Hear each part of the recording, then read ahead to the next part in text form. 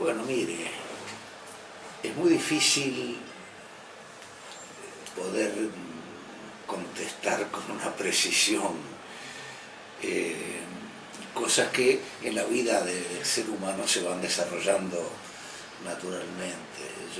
De niño en mi casa había un libro maravilloso que era El Tesoro de la Juventud, en 20 tomos, y con gran claridad didáctica, justamente era para eso, era un tesoro para los jóvenes, para leer y aprender. Yo era un lector voraz desde muy niño, y ese libro me tenía impresionado la cantidad de cosas que aprendí, porque abarcaba todos los géneros científicos, pero literarios, filosóficos, históricos, extraordinario.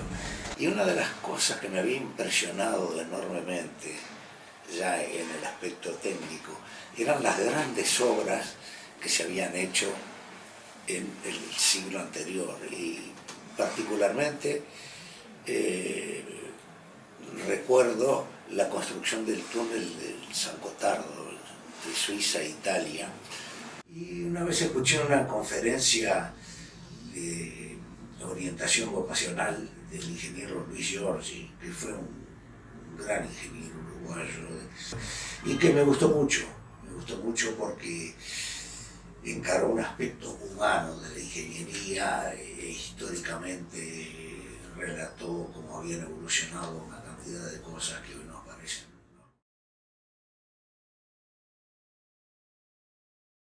Mi relación con el ingeniero Dieste comienza antes, siendo estudiante. Dieste era profesor del curso práctico de mecánica, y Dieste era profesor de trabajos prácticos. Y Dieste proponía problemas que eran de una manera muy particular, que eran discutidos en la clase. Yo integraba un grupo, no me recuerdo bien, pero seríamos no más de 20. Y Dieste, que tenía una manera muy particular de encarar la clase, él mismo elaboraba los problemas, inspirándose por supuesto en los libros y en la teoría, pero eran problemas, ¿cómo le podría decir? Era la primera oportunidad que tenía un estudiante de la facultad, que normalmente en la facultad se vivía en un mundo de X y Z, y las matemáticas tenían un peso enorme, y Dieste humanizaba esa parte con problemas que tenían una aplicación práctica, y tenían la virtud de que despertaban el entusiasmo de los muchachos, que por primera vez veíamos cómo todo ese bagaje enorme de teorías que aprendíamos podía desembocar en un fin práctico. Y entonces Dieste tenía una cosa espléndida, porque él escuchaba las opiniones de los estudiantes y llamaba una discusión. Entonces era una clase fermental, totalmente distinta. Esas clases de Dieste realmente las recuerdo hasta con emoción, digo, porque sin duda influyeron enormemente en mi formación. Y un día suena el teléfono y era el ingeniero Dieste, que me dice: mire, estoy con varios proyectos, necesito un colaborador, y usted aceptaría trabajar conmigo. Y yo no lo dudé un instante, tenía el mejor de los recuerdos y entonces dejé el trabajo de Sensacen y me fui a trabajar con Dieste. Dieste en el año 57 le estoy hablando. Mire, curiosamente hace 60 años. Sí, hace 60 años. Septiembre del 57. Y bueno, él estaba, ya había formado su empresa con el ingeniero Montañés, y estaban instalados allí en un escritorio en la avenida 18 de Julio y Acevedo Díaz, encima de donde estaba y está todavía la farmacia Tundisi, en el 6º piso. Ahí tenía Dieste un escritorio muy chico que alquilaba junto con Serral de Clemó, que estaban al lado, arquitectos, y compartían ese estudio. Y la empresa Dieste y Montañés estaba en el tercer piso, donde Montañés se ocupaba, bueno, de la parte técnica que le correspondía y fundamentalmente de la parte administrativa de la empresa, que era de lo que vivían. Ya tenían la empresa de pilotaje y ya habían comenzado a construir las bóvedas que luego le hicieron forma. Cuando yo voy allí al sexto piso, había solo 2 mesas, en una estaba Dieste, en la otra estaba yo, y puerta por medio estaba el estudio Serral de Clemó. Y Dieste era la mente creadora de la empresa, evidentemente. Montañés realmente era un excelente ingeniero y realizó cosas muy buenas, pero la creación original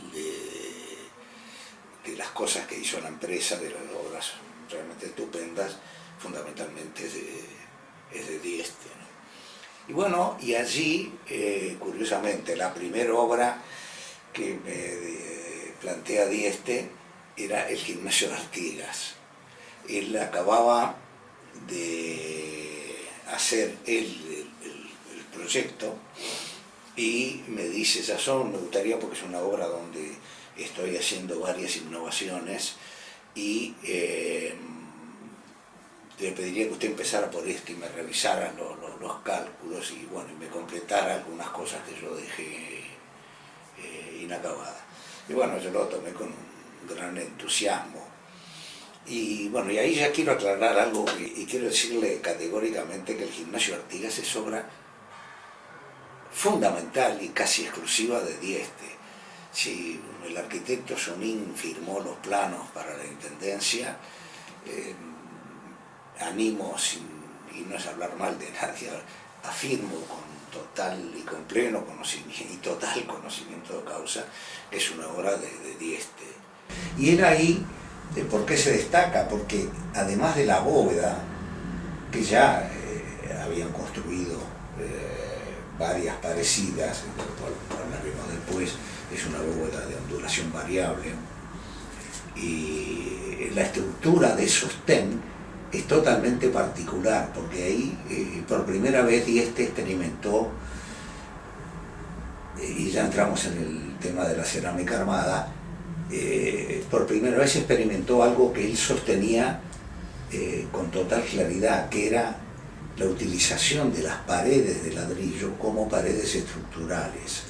Ahí está relatado por el propio Dieste cómo es ese invento del diafragma estructural, y que aguanta no solo su peso, sino el peso de la bóveda y los efectos que crean un volado superior, que es la viga de borde que resiste los empujes de la bóveda, y un alero inferior que está en cerámica armada y que vuela a 2 metros de la propia pared. Entonces aparecen una serie de esfuerzos muy complejos que él los detalla allí con las fuerzas correspondientes, y hay un detalle allí abajo de cómo está armado la armadura y cómo con un mínimo de armadura él soluciona esfuerzos muy grandes. Esos diafragmas, lo muestran, salvan luces de 5,50 metros, porque se agrega un pilar metálico en el medio que forma parte de la herrería de la planta baja. Y es realmente una innovación total, y fue una pericia total. De esto, en la forma como se trabajaba en la empresa, quien trabajaba en el proyecto se ocupaba de la dirección y de la construcción. Y a mí me tocó ir a Artigas un par de veces, lo construyó la empresa, y todo funcionó perfecto, salvo un pequeño detalle que, si quiere, se lo cuento. El alero ese tuvo una que era notable, porque fíjese, este alero vuela 2 metros y se soportaba en el diafragma, se soportaba, ¿ve?, haciéndole un bucle aquí a la armadura y siguiéndola para arriba. En la realidad, y para sentir un poco cómo las creaciones originales se van perfeccionando, cuando las obras se construyen, que eso es lo notable que tenía Dieste. Este alero tuvo una deformación un poco grande, se deformó. Y bueno, y la conclusión fue que había que darle más rigidez a esta unión. Si ustedes son curiosos y un día de estos ponen una escalera, así suben, van a ver que acá se hizo, eso fue presentado por mí, se hizo un refuerzo, que es como está eso. Y con ese simple recurso y una armadura adicional, ¿no?, se solucionó el problema. Entonces, es una mezcla perfecta de cómo la intuición de Dieste, que la obra por eso no es exclusiva de él, se lleva a la realidad y él mismo reconoce, no una falla, algo que se podía mejorar de esa unión.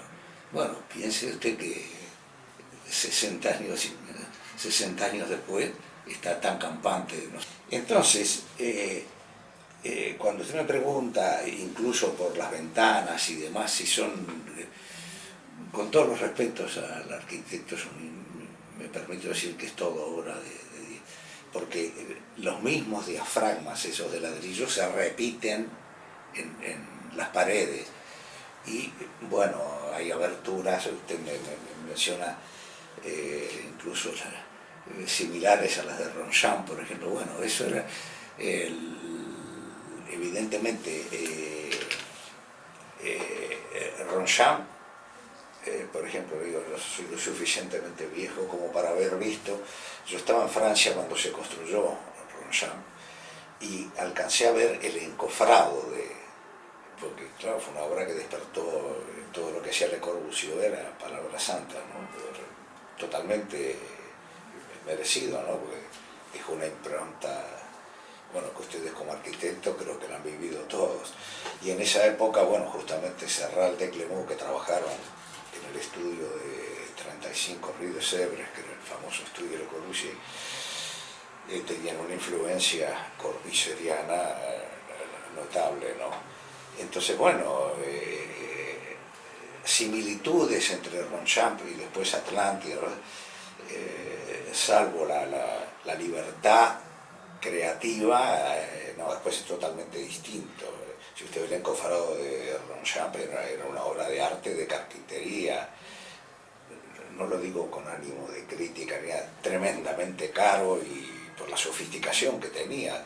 Toda esa forma la generó, había que generarla en madera, llenarla de hormigón, esperar que fraguara, bueno, y resultó, yo después la vi terminada y es excelente, ¿no? Excelente realmente. Pero no hay comparación entre una cosa y otra, ¿no?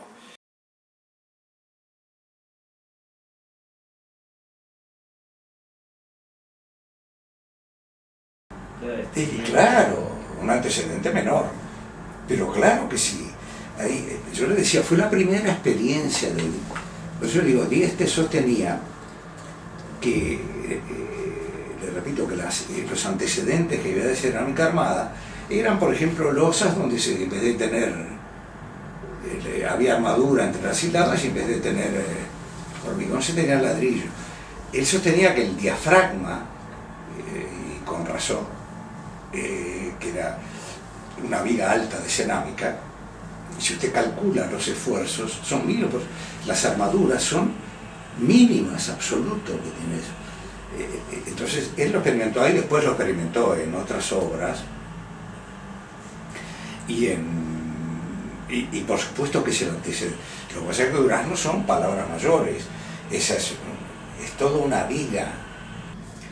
Y bueno, claro que son el antecedente, pero ya Dieste lo utilizó, sin duda que fue el primero, eso no tenga duda ninguna. Durazno diría que es la culminación de un concepto estructural que el desarrolló y por supuesto tiene otro espesor en la pared, otras armaduras y otras condiciones constructivas, ¿no?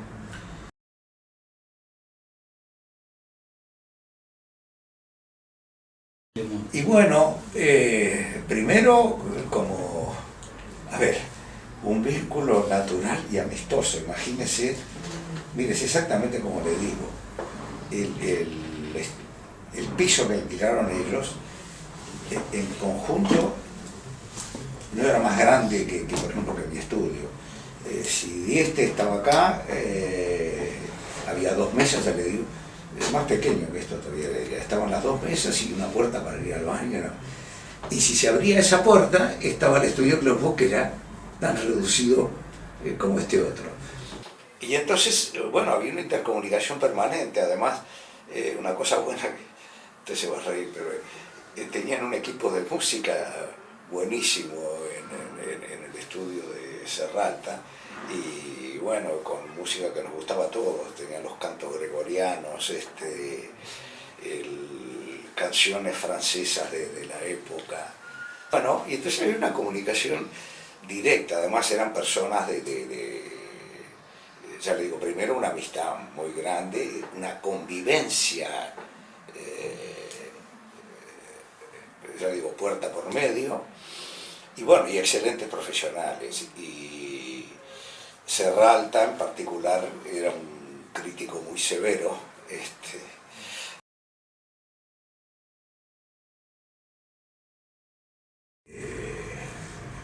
En alguna parte yo digo que la emoción estética que se desprende mirando la intersección de las bóvedas con las paredes, justamente sabiamente iluminada por esas aberturas, es hecha a un costo mínimo, pero con un resultado estético que es realmente maravilloso.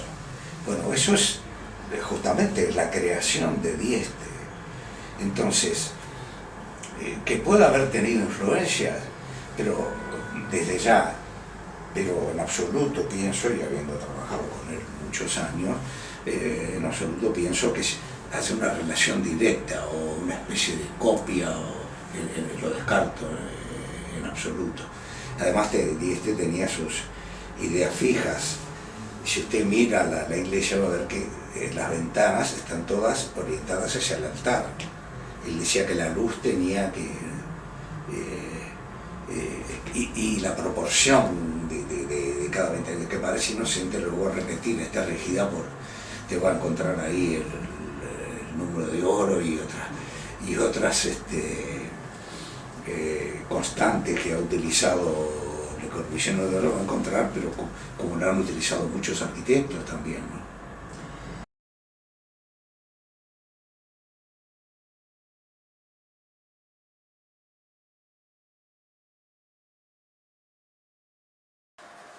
Le repito, hay que verlo integralmente, no puedes rozar.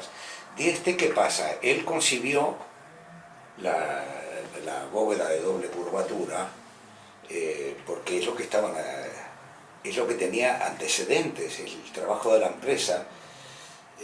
Ellos la empresa se había fundado unos 15 años antes, y ya había experimentado con las bóvedas de cañón corrido,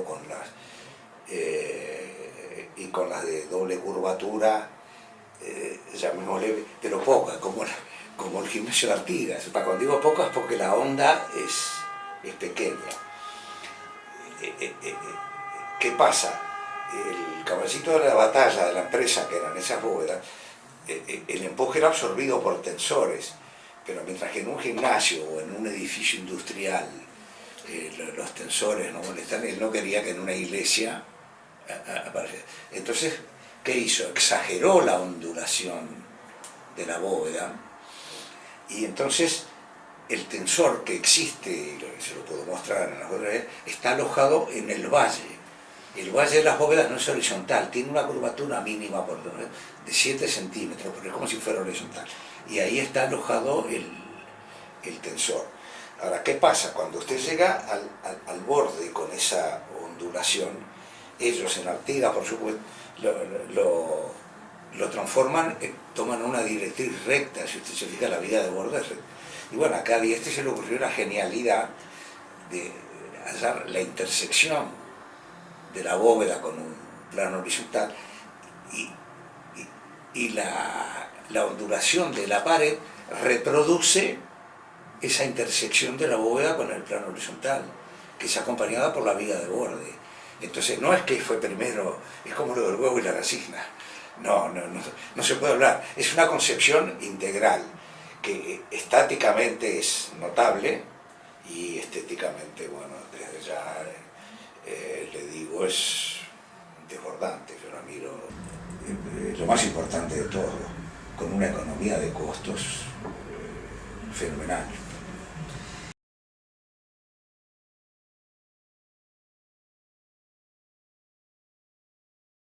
Y bueno, plantéese usted el problema de habiendo hecho las paredes curvas, con esa ondulación variable que tiene, la fachada quedaba como una especie de trapecio, ¿no es cierto? Que tenía que seguir la inclinación de la pared y rematar arriba, horizontal, en el vallero. Entonces, por muchas razones no convenía, o sea, convenía que esa especie de pórtico, de dos articulaciones que yo le decía, como todas las estructuras, se deforma, por ejemplo, por el efecto térmico. En invierno, por ejemplo, la bóveda tiende a contraerse y en verano se dilata. Si usted le vinculaba algo rígido a eso, estructuralmente no era razonable. Y entonces, además estaba el problema estético de llegar con un muro y enfrentarse a la potencia expresiva que tenían esas paredes. Si usted mira, tengo fotos hoy ahí por todos lados de las paredes desnudas, planteé ese problema de ver que... Y entonces él lo separó con una bandita muy fina, casi imperceptible, pero que es notable, ¿no? Y la pared es totalmente independiente, totalmente independiente. Que hay que dimensionar esa pared, lo solucionó de dos maneras, una en el frente y otra en el fondo, las dos notables, la del frente porque estaba la entrada y llegaba además el entrepiso del coro, del lado interior, y entonces, bueno, generó esa forma que a mi juicio bellísima y que constructivamente tiene un trabajo enorme porque el ladrillo está como, hay una especie de curva de ladrillo, pero ese ladrillo es natural que se cortó con infinita paciencia, y la pared de atrás, que es un milagro estético, ¿no? Con el simple recurso de quebrar la pared y hacer una parte inclinada y que la luz rasante que entre de abajo ilumina esos ladrillos colocados de punta. Yo en algún momento escribí que eso era, había generado una llamarada, había hecho arder el ladrillo en una llamarada de fe, que es eso, está justo detrás de...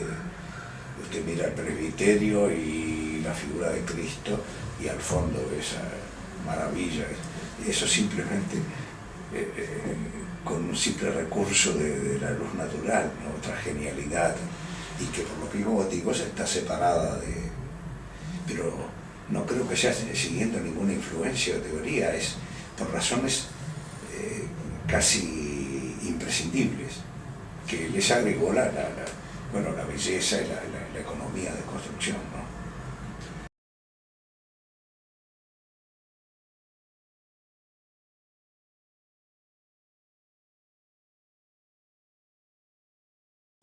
No, evidentemente.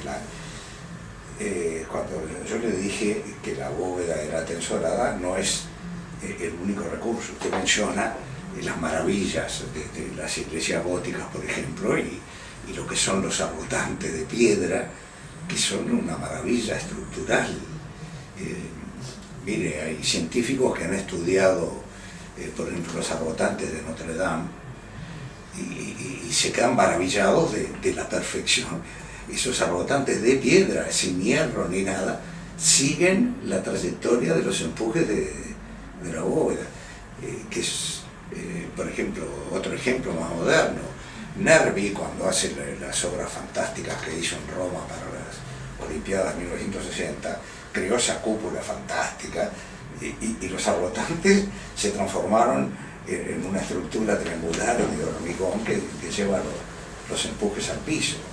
Acá los empujes son absorbidos por la viga de borde. Dada la peculiaridad de la bóveda de Atlántida, el cálculo de esa viga de borde es, no diría complejísimo, pero no es sencillo, porque la bóveda, le repito, la viga de borde tiene como directriz la intersección de la bóveda con el plano horizontal, y a su vez es curva y contracurva de lo exterior.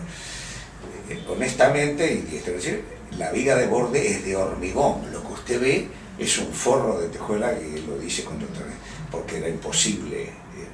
Porque, fíjese, cualquier viga, ponga una viga recta que usted habrá utilizado, esa viga, tenga la carga que tenga, aún con el peso propio, se deforma. Cuando usted tiene una viga ondulada, uno de los temores que teníamos, Dieste y me lo transmitió, era que al deformarse la viga, por ejemplo, no comprimiera la bóveda y la hiciera pandear en la parte de menor curvatura. Bueno, es un poco complejo explicar los cálculos que se hacen para eso, pero se hicieron y se comprobó que era, y bueno, y de hecho está ahí, que era despreciable ese efecto, pero antes eran todas dudas. Los esfuerzos que tiene esa viga de borde, porque la bóveda de Atlántida, a diferencia de, por ejemplo, la de Artigas, no empuja uniformemente sobre las paredes. Piense lo siguiente: la ondulación de la bóveda en total es 1,40 m y la luz mínima son 13 metros. Cuando usted tiene 1,40 m en 13 metros, el arco superior evidentemente trabaja como bóveda. El arco inferior, que tiene solo 7 centímetros, de ninguna manera, ese cuelga del otro. Entonces el trabajo de arco que llega a la viga de borde es totalmente disimétrico. Entonces son esfuerzos bastante más complejos, porque no es un esfuerzo uniforme, por ejemplo, como en Artigas.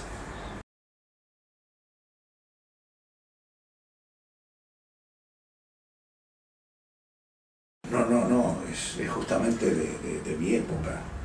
En la evolución de Dieste, que Atlántida es fundamental, yo pues le puedo hablar de la concepción de la bóveda de Atlántida, es también un ejemplo, aunque usted me permitirá, de una bóveda autoportante. Si usted la mira ahora con otra óptica, no la mira con el concepto que yo le hablé recién, piense que es esa ondulación muy grande, y el valle, que es casi horizontal y donde hay concentrada una fuerte armadura.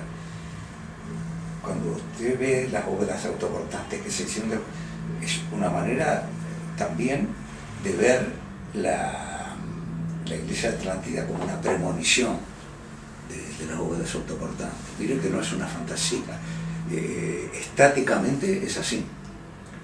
Y la bóveda autoportante surge, fíjese, Dieste era, yo también después fui profesor de la facultad, y las bóvedas autoportantes de hormigón eran unas construcciones que habían desarrollado fundamentalmente los alemanes, y que mediante penosos desarrollos matemáticos y complejos para la época, porque todo eso desembocaba en sistemas de ecuaciones diferenciales que no eran fáciles de resolver, y bueno, se hacían razonamientos matemáticos simplificados, lo que se llama la teoría membranal, porque se les llamaba membranas porque tenían un espesor pequeño esas bóvedas, pero tenían encofrados carísimos. Dieste había trabajado en la empresa Christian y Nielsen antes de independizarse, y en Christian y Nielsen construyó algunas de esas bóvedas autoportantes de hormigón, siempre con alguna innovación de esas que él tenía, ¿no? Y después, si usted, y los cursos daban en la facultad, le puedes mostrar libros de profesores, ¿no? Daban una serie de condicionantes para las bóvedas autoportantes. No quiero decir que no eran ciertos, pero que era una exageración. Por ejemplo, decían que tenía que tener tangente vertical, porque los desarrollos matemáticos daban eso, por los esfuerzos que aparecían en los bordes, en las generatrices de borde. Dieste se dio cuenta, y él mismo, en fin, aprovecho para darle otra faceta de Dieste, y que era una honestidad intelectual en un grado mayúsculo. Dieste, trabajando en Christian y Nielsen, había entrado en contacto con una obra de un sueco, Lundgren, que hasta tiene un libro muy interesante, donde desarrolla, creo que fue el primero que desarrolló lo que llama la teoría de la viga, como que las cáscaras esas membranales se podía asimilar su trabajo al de una viga. Y Dieste lo tomó como antecedente y a su manera dio un paso más adelante y creo que superó al maestro, como en tantas otras cosas. Pero él reconoce con una honestidad pero realmente remarcable su inspiración y cómo a nada se llega con un golpe de intuición. Y Dieste barrió de pleno con esa... Y lo mismo en cuanto a la directriz. Ningún libro, en aquella época se usaban directrices elípticas o circulares para hacerlas más simples de encofrado. Y Dieste tuvo la genialidad de pensar que esas bóvedas autoportantes de encofrado tan costoso se podían construir con la misma técnica que él hacía las otras bóvedas, o sea, con moldes de pequeña dimensión que los iba corriendo y como los desencofraba en muy poco tiempo, y en este caso el arco de las bóvedas era relativamente pequeño frente a cosas que él había experimentado, hasta se podían hacer 2 por día, cosa que era cierto. Y entonces tuvo la genialidad de que la directriz catenaria, que estaba, digamos, proscrita, entre comillas, por los científicos, y lo mismo, los tímpanos, se decía que eran imprescindibles los tímpanos al llegar a los bordes, y Dieste demostró que no, que con esa forma de trabajo no. Bueno, eso es una genialidad, primero intuitiva y después... bueno. Entonces, la primera obra que él hizo fue, le digo porque yo intervino en eso, fue un liceo en el Cerro, que con el régimen de trabajo que había en la empresa, el que hacía el proyecto hacía el cálculo en la dirección, y me tocó a mí dirigirla, y que está hasta el día de hoy en el Liceo 11 del Cerro, y otra obra en el Prado para el club ANCAP. Fueron las primeras obras donde ahí se utilizó la bóveda autoportante. Inmediatamente la aplicó en su casa en el año, esto le estoy hablando de los años 60-61. En el 62 la aplicó a su casa, que es un ejemplo estupendo en pequeñas dimensiones de bóveda autoportante.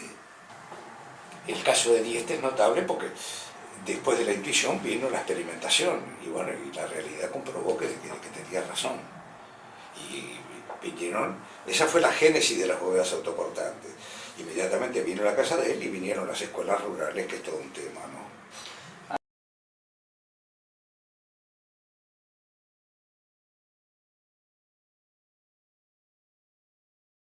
Y bueno, mi percepción es mucho más de la que usted imagina. En síntesis se lo cuento de esta manera.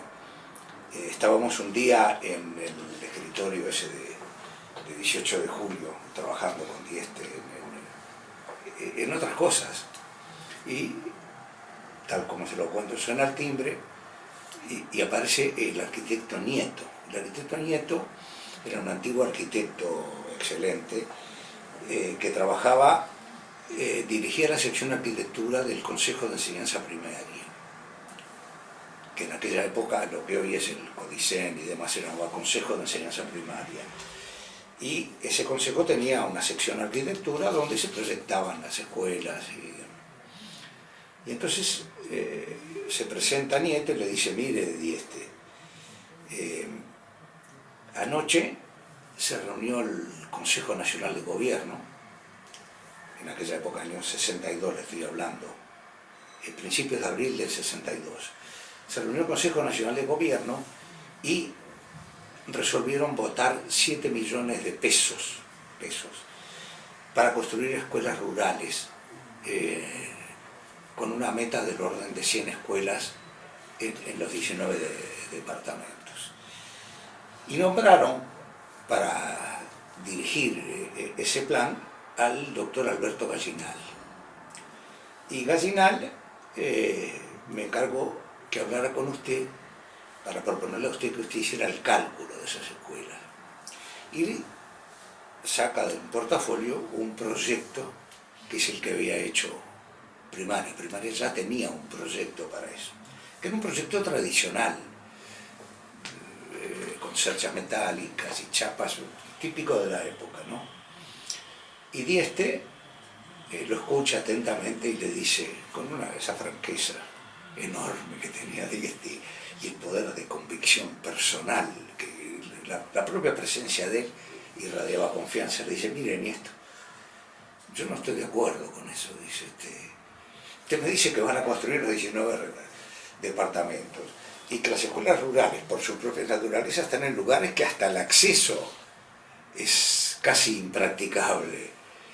¿Y cómo va a ser para llevar todos esos materiales y construir con gente del lugar? Y entonces le dice, yo le propongo utilizar el ladrillo que hay en toda la República, hay hornos de ladrillo cerca. Y entonces la boca de Jarro le dice, mire, y yo en este momento, le dice, estoy desarrollando un nuevo tipo que me parece ideal para eso. A tal punto que hasta lo estoy aplicando en mi casa, que empiezo a construirla ahora, dice. Y entonces le cuenta lo de las bóvedas autoportantes, con tal convicción, que Nieto le dice, bueno, ingeniero, está bien, háganos el proyecto. Lo único que pasa es que el doctor Gallinal, que es una persona muy ejecutiva, tiene un cronograma. Se venía la semana de turismo, la semana siguiente esa era la semana de Santa o de turismo, y Gallinal quiere, una semana después de terminada la Semana Santa, él ya planificó una recorrida por todo el país para fundar las comisiones que van a hacer estas escuelas.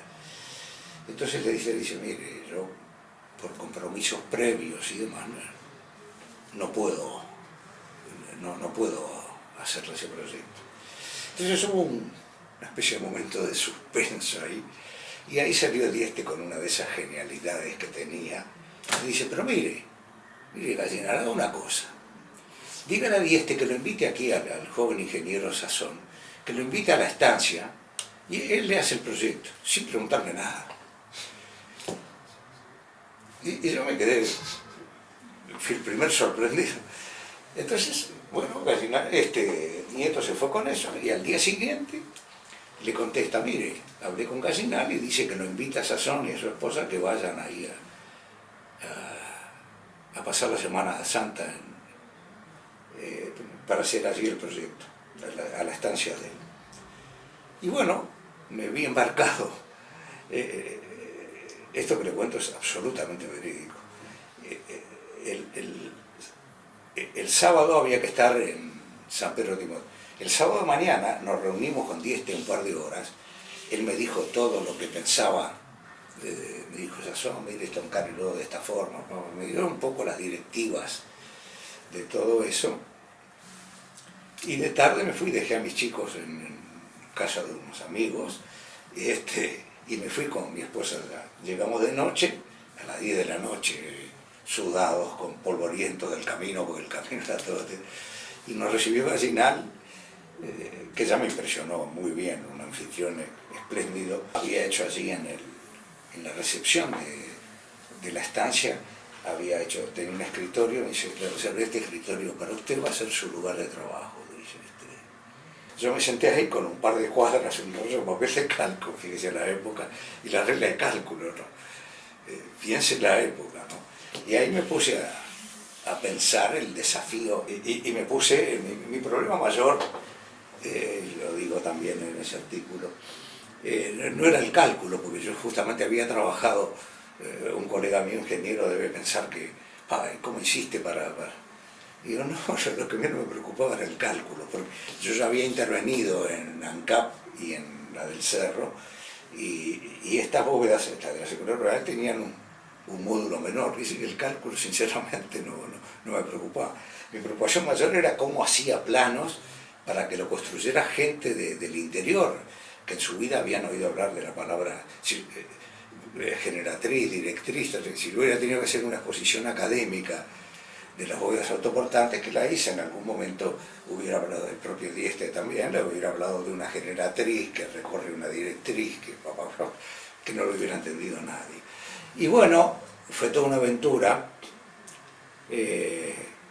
Trabajé sinceramente, los dibujos son totalmente atípicos porque yo tenía que hacer dibujos que los entendiera cualquiera, y entonces, en fin, yo lo cuento así. Yo ya había aprendido que un trabajador comprende mucho mejor un croquis hecho de repente fuera de escala con un lápiz grueso que el dibujo de precisión milimétrica, ¿no? Eso ya.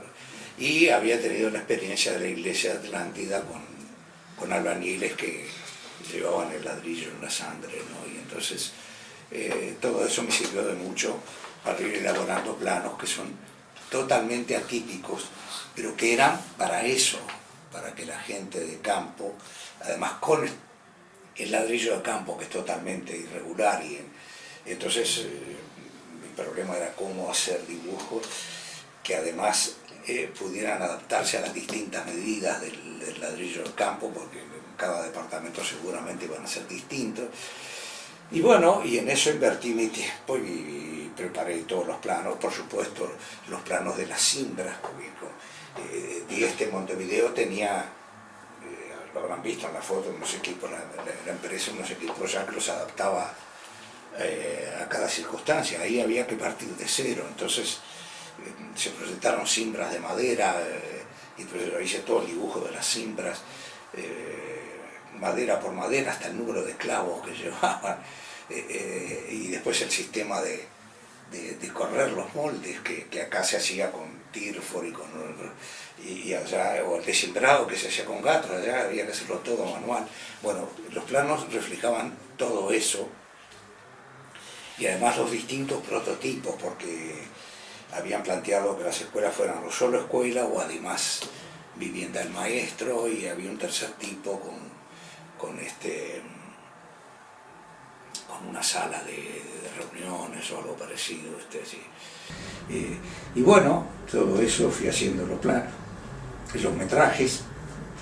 Comprobé que todo lo que había dicho Dieste era cierto, los metrajes eran mínimos, cantidad de ladrillo, el hierro sobre todo, cómo se transportaba, eran dos tipos de varillas, de 6 milímetros y de 16 en los bares, el hierro más grueso. Y bueno, hice todo eso y con gran satisfacción comprobé que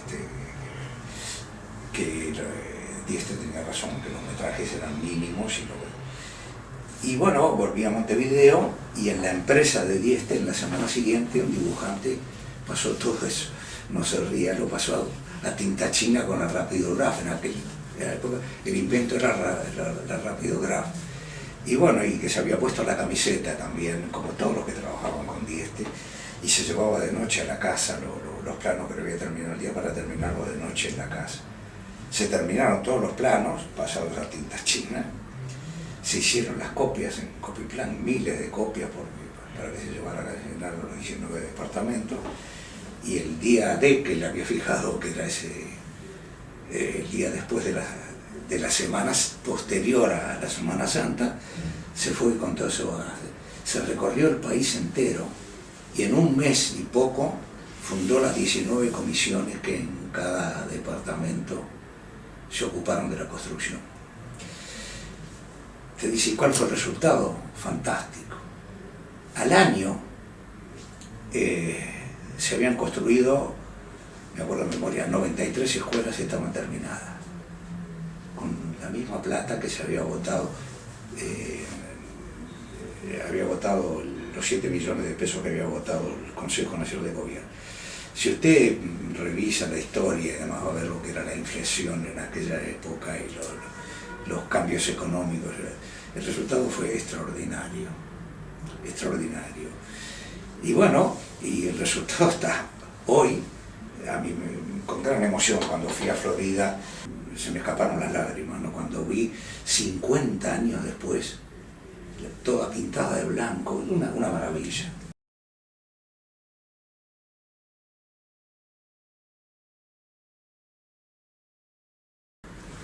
Claro, porque primero Dieste, a ver, ¿cómo fue la evolución de Dieste? Él lo primero que hizo fue la bóveda de cañón corrido, que él lo cuenta también, en la casa Berlingieri, en la casa del arquitecto Bonet en Maldonado, que él logró convencerlo a Bonet. Bonet pensaba en bóvedas con ladrillo, nunca se le había ocurrido que podían tener el espesor del ladrillo puesto de espejo. Él pensaba en el ladrillo colocado al revés. Y bueno, con la experiencia de las bóvedas catalanas y demás, y Dieste lo convenció de utilizar la bóveda de cañón corrido, que ahí es donde experimenta el desimbrado rápido. Dieste, con una visión, pero así, y una intuición notable, razonaba que si ponía ladrillo, le digo números más o menos, el 96% de la superficie es ladrillo, que ese ya está, no precisa fraguar. Lo que tiene que fraguar era el mortero de las juntas y el alisado si se hacía previamente, que eso en total nos llega a un 4%. Entonces Dieste razonaba con una lógica, a todos nos parece evidente hoy, pero fue el primero que se le ocurrió, que si lo que tenía que fraguar era eso, y además en condiciones óptimas, porque ¿cómo se produce el fraguado?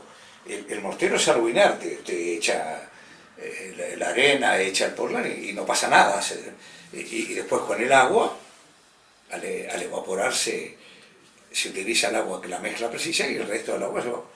Las condiciones de fraguado eran óptimas porque la junta estaba antes, el ladrillo es poroso, y entonces él razonaba que el fraguado tenía que ser mucho más rápido que si usted lo haga.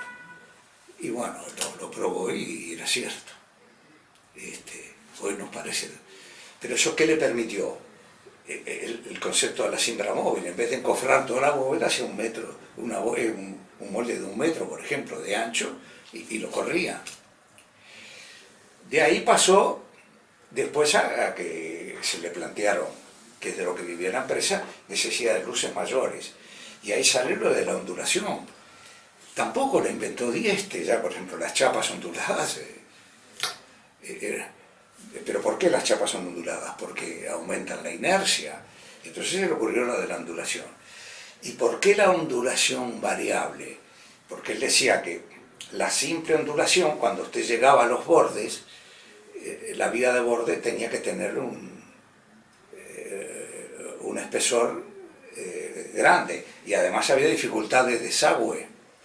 Y entonces se le ocurrió la idea genial también, de que partir de una ondulación cero en el borde, una directriz recta, y ondular y después crear generatrices de flecha variable que van generando ondulación.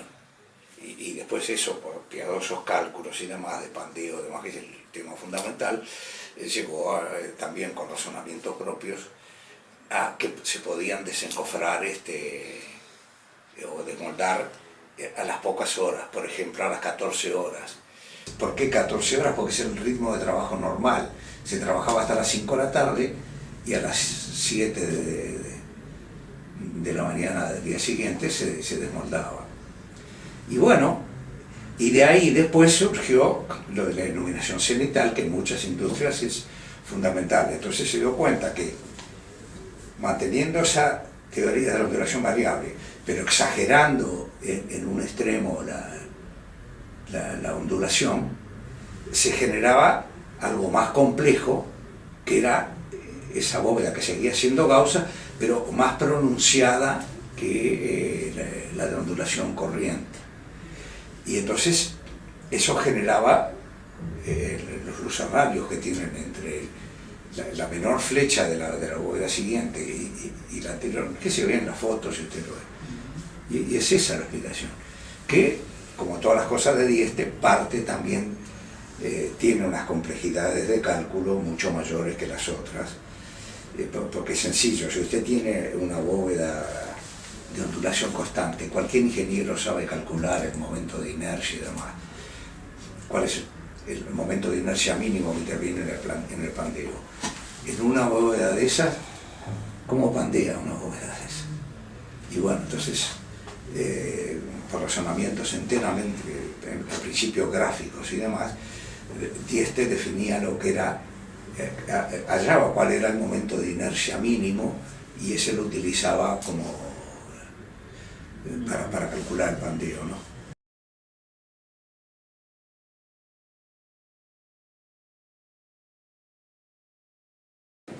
Y los mejores, mire, pero al principio de esa reseña que le di, digo que Dieste fue mi docente en las aulas, pero en esas clases fermentales, como le dije, fue mi maestro en la profesión, sin duda. Y, en cierto modo, fue mi rector en la vida, por su personalidad y la convicción que transmitía con todos sus actos.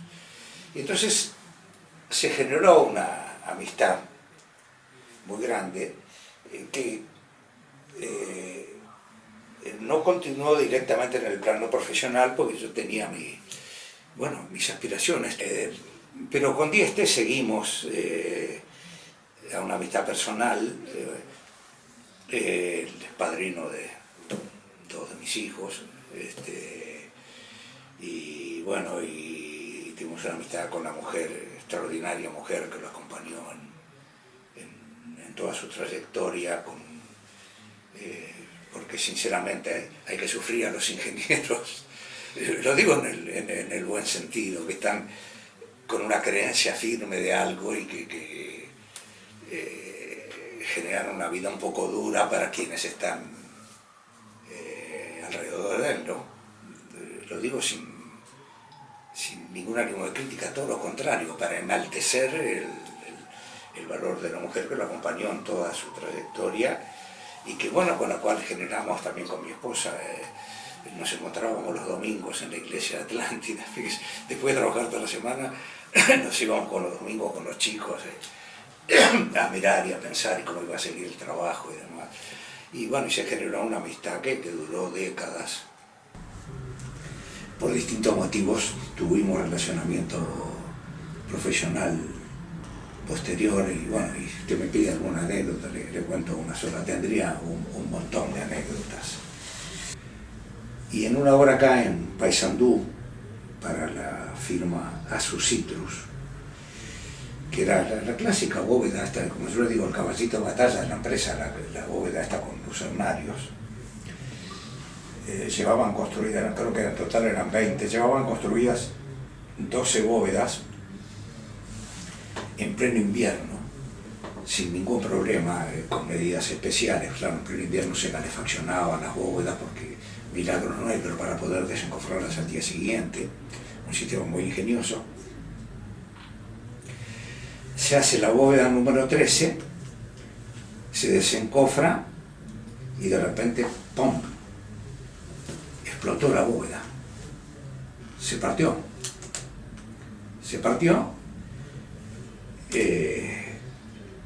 y el desastre fue total porque la bóveda cayó sobre los tensores arrastraron la bóveda anterior.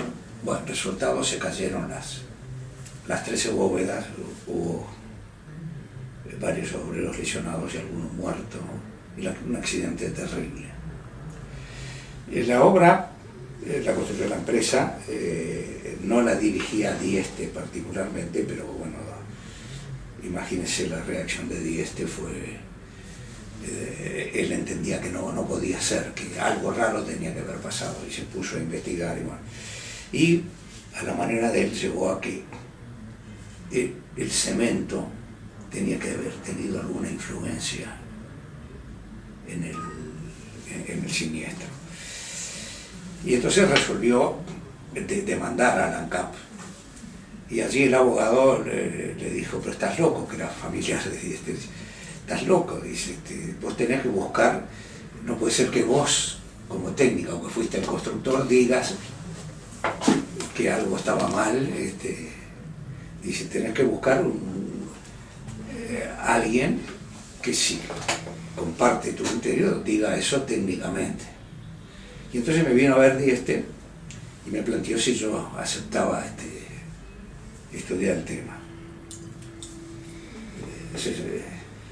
Yo recién me había mudado de este escritorio, pero se sentó ahí y me dijo, y por supuesto le dije que sí, largué todo lo que tenía entre manos. Yo en ese momento tenía un estudio con varios ingenieros colaboradores y durante 4 meses me puse a estudiar, partiendo de cero, como un detective que va a ver por qué hubo tal asesinato, cuál había sido la causa de la...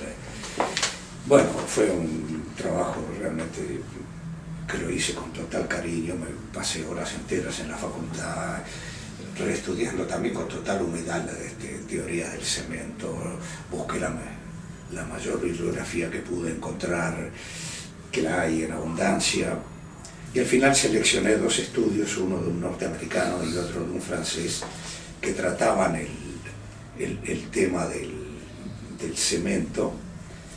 Se me ocurrió definir un cemento de comparación. Me tomé el trabajo de los gráficos que traían los americanos y los franceses, compararlos y ver que lo que había pasado, que el cemento que se había utilizado en Paysandú era algo intermedio entre los dos. Me fui a la facultad a ver los ensayos que habían hecho del cemento y con total honestidad me dieron los resultados.